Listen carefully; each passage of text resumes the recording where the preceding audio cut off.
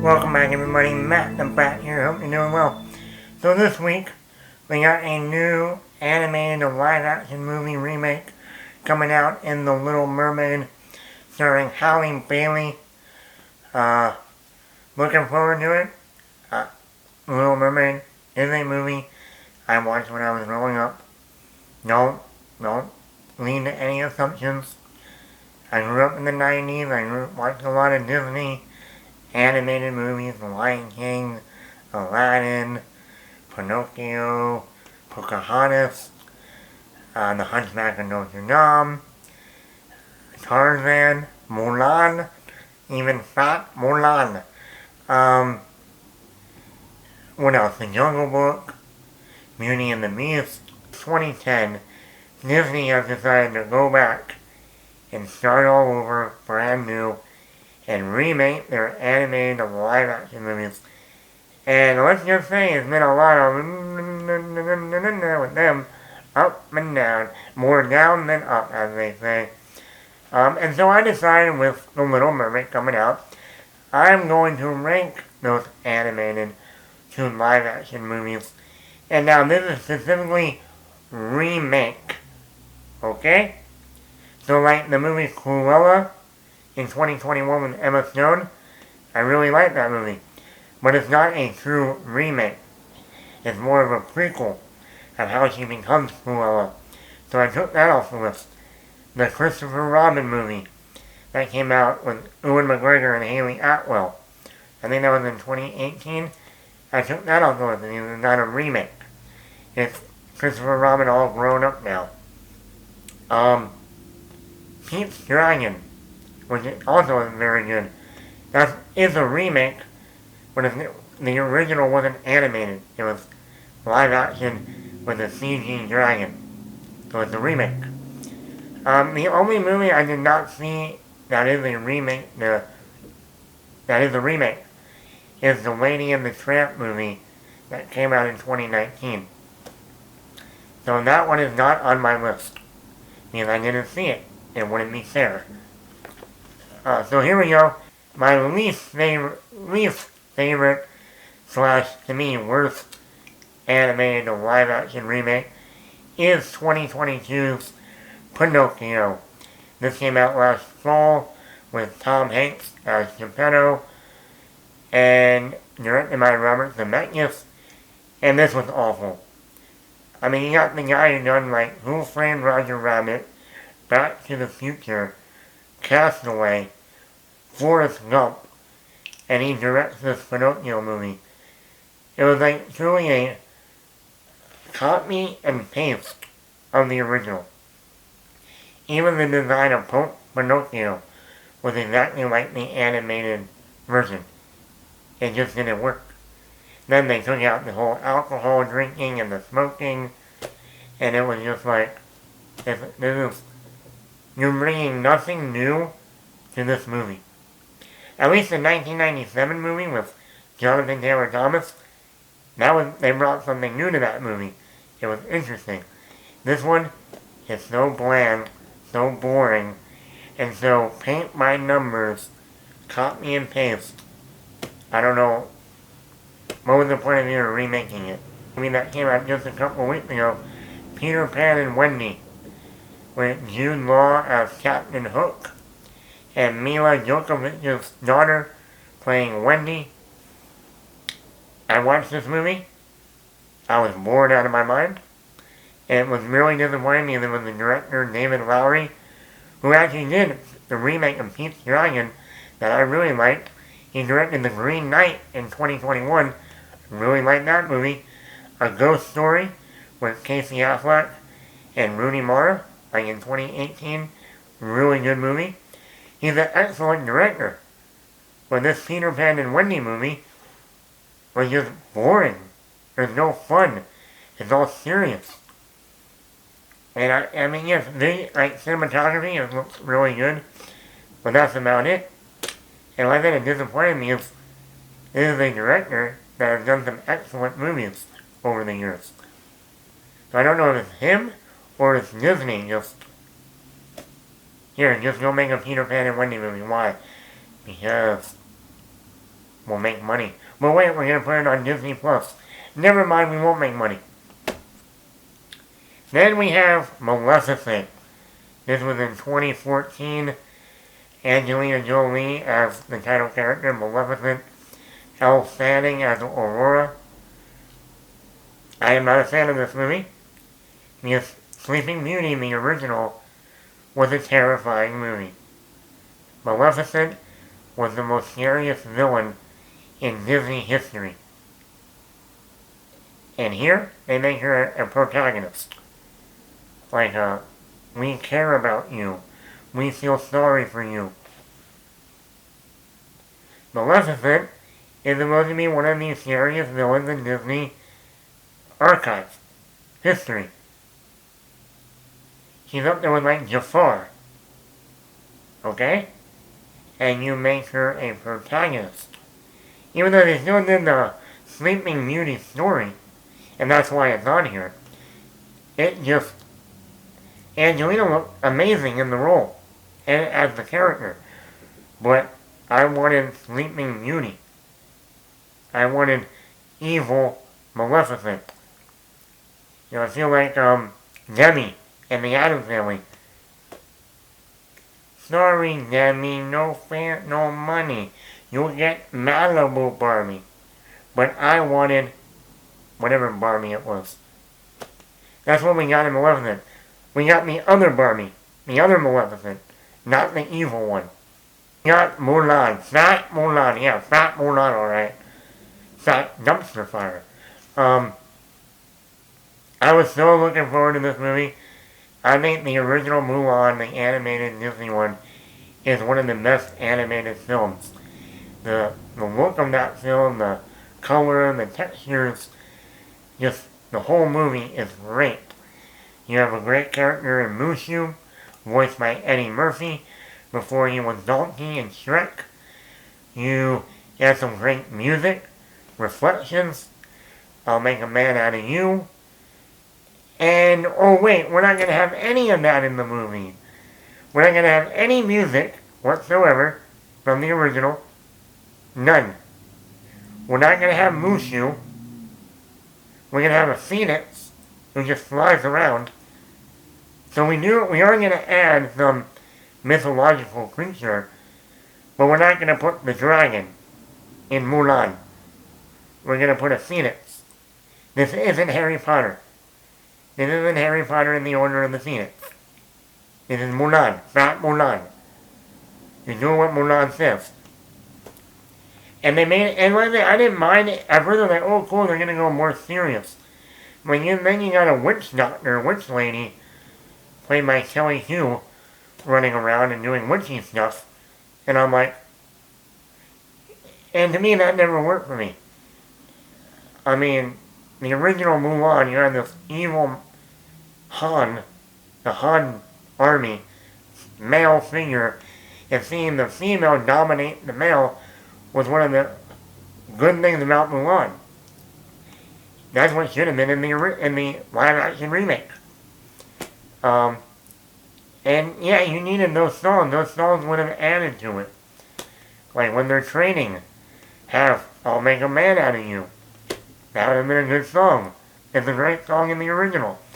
Or Reflections. If you were gonna do The Last Samurai, the Tom Cruise movie, which I love that movie, then do that. Make it serious. Don't throw in a phoenix.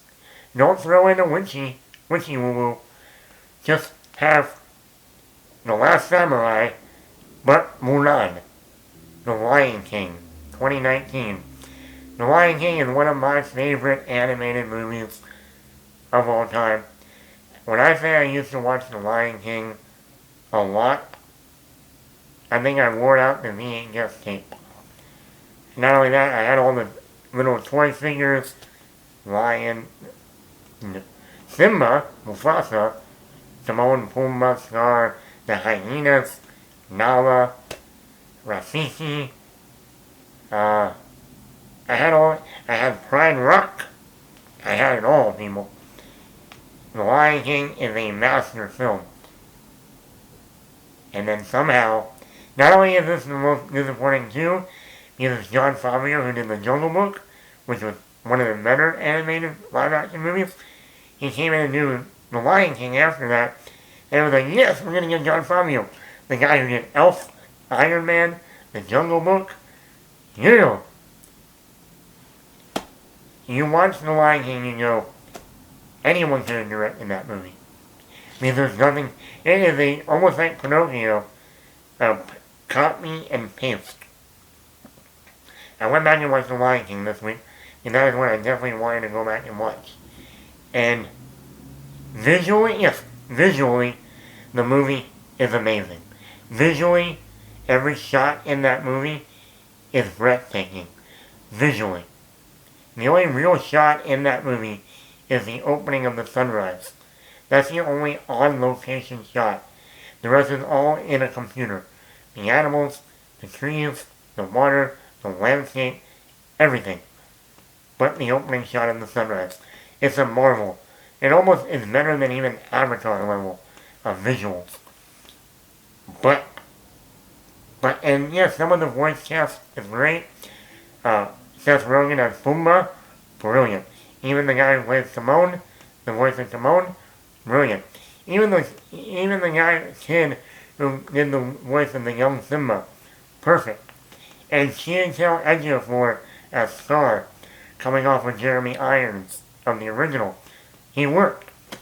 Well, and other than Simba singing, I just can't wait to be king, that's it, people. The movie is a paint-by-numbers original. Not only that, but there are so many uninspired moments in the live-action movie that were some of the biggest moments of the original. Mufasa dying. Emotional. Heavy. Powerful. You don't get any of that in the live-action. Or when Mufasa comes back as a ghost in the clouds in the original. In the live-action remake, you just have a cloud. A cloud. No figure of Mufasa. Not really powerful. It's just like we're gonna have a cloud talking. Great! The relationship, I didn't think Donald Glover was that great as the adult Simba. Beyonce as Nala didn't work for me. And like I said, the major problem is you have these realistic lions, but you still have the same exact dialogue from the original. Okay?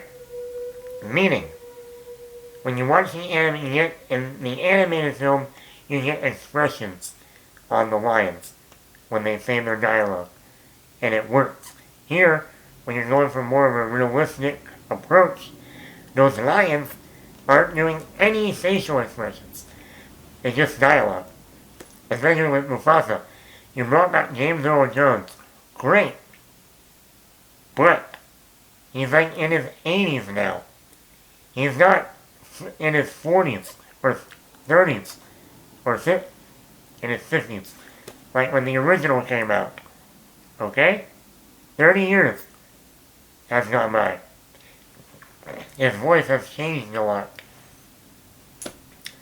So, The Lion King, even though it has the great visuals, is just a paint-by-numbers 2010 movie that started it all, Alice in Wonderland, with Mia Wasikowska, Helen Bonham Carter, Johnny Depp, Alan Rickman, Timothy Spall, directed by Tim Burton. I was never a fan of this movie. The thing that made this movie almost $1 million hit, or maybe it was $1 million hit, was it came out during the 3D craze, right after Avatar 1 came out, and they converted it to 3D, and that was the talk of the town. 3D, 3D, 3D. And that's why it made money. Like, as a movie. Never been a fan of it. And I'm a fan of Tim Burton. I'm a fan of Johnny Depp. Never been a fan of this movie. As they say, not my cup of tea. Tim Burton came back 9 years later and did Dumbo. I actually enjoyed this one. I think it added some stuff to the story that wasn't in the original. It fleshed out some more characters. You had Colin Farrell in there, you had Michael Keaton, you had Danny DeVito, Michael Keaton, the Batman Returns reunion, maybe. You had Eva Green in there, as I like to call her, Tim Burton's new muse, after Helena Bonham Carter. Um, I mean, it's not great, but I thought it added new stuff to the story. It fleshed out characters, and I like seeing Michael Keaton and with Tim Burton, Danny DeVito with Tim Burton, Colin Farrell, doing a good job, and who doesn't like Eva Green? The Lily James starring as Cinderella, Kate Blanchett as the evil stepmother, and we had Richard Madden as the prince. I went back and watched this the other night because I haven't seen it since it originally came out. I enjoyed it. I mean, to me, the thing with this movie, it works because Kenneth Branagh directed it. You definitely get that sense of flair, visual style. He makes a lot of things pop, like colors. I think you get really good acting from Lily James. I didn't realize until I went back and watched the movie. Cinderella's mother at the beginning of this movie was Haley Atwell, Peggy Carter from Captain America, which is kind of funny. But Kate Blanchett is great as the evil stepmother. I mean, Kate Blanchett is one of the best actresses in Hollywood. To me, she's in the top 5 best actresses of all time. But, no, she does a great job. Richard Madden, he does a great job as the prince. This was way before Eternals. He even had, like, Stellan Skarsgård in here, which I thought was pretty cool. Yeah, I mean, to me, Cinderella's been done so many times. I mean, you have the animated version, you have the Brandy version, you have the Ever After with Drew Barrymore version. I mean, and there's been other Cinderella movies that if somehow Kenneth Branagh still made it interesting. And then we got the Jungle Book in 2016. This was directed by John Favreau. This was a fun movie, how they incorporated the music, the bare necessities, bare necessities, and other, songs from Jungle Book. The voice cast was excellent. John Favreau brought some interesting visual looks and added to the story that wasn't in the original. Great voice cast. Shere Khan. Wasn't that Idris Elba? I thought he did a great job. No, it wasn't. This was John Favreau after coming off of Iron Man movies. It was like, yeah, he did a good job. He started, he did a good job with the movie. Is Beauty and the Beast, with Emma Watson as Belle, Dan Stevens as the Beast, Ian McKellen, Ewan McGregor, Emma Thompson, Luke Evans, Josh Gad, directed by Neil Condon, who I think did the last 2 Twilight movies. I'm pretty sure. I went back and watched this one, and I really enjoyed this movie. It's faithful to the original animated film. It has a great voice cast and cast in general. Luke Evans as Gaston was great. Kevin Kline as Maurice, Mel's father, great. Dan Stevens, I thought, did a good job. And then you got Ewan McGregor as Lumineer. Ian McKellen as Clockworth. Emma Thompson as something, the little, bird thingy here. It visually looks great. The visuals, the cinematography, beautifully done, shot. Dealing with the music, the musical numbers, Be Our Guest, the Lumineer famous song, knocked that out of the park. One of the most iconic songs and scenes in the original Beauty and the Beast. What are you going to do to make it pop, make it work? And they do that. Gaston song is great. They fleshed out Maurice's story a little bit, Belle's story a little bit more. But I think the music, the score, bringing back the original score of Beauty and the Beast, perfect. I thought this movie is a very, very good, faithful adaptation, but also adding something new. That's what these movies should do. Bring us what we know, but then add stuff to it to make it work. Like they added a song by the Beast Sings, Nevermore. That worked.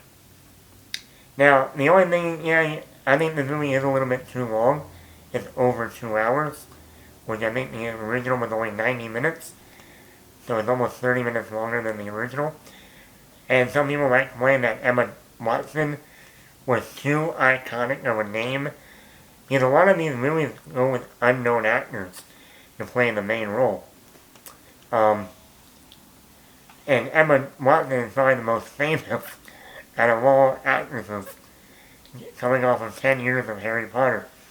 But I thought she did a fine job. She worked. She fit the character. So I think Beauty and the Beast is one of the better films. Aladdin. Aladdin was one of my favorite movies growing up, the animated version. How can you beat the iconic Robin Williams as the genie?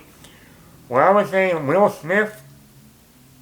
He doesn't get that level of Robin Williams, but he's close. Because he did something, he made it his own. Mina Masad as Aladdin, an unknown actor, came in, did a great job. Naomi Scott as Jasmine, perfection. Visually, the movie's fun. Guy Ritchie brings his own flavor. That's the other thing. When you get a director like Guy Ritchie, you expect him to bring his own flavor, like he does in his movies. And he does.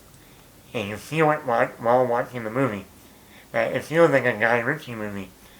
The musical numbers,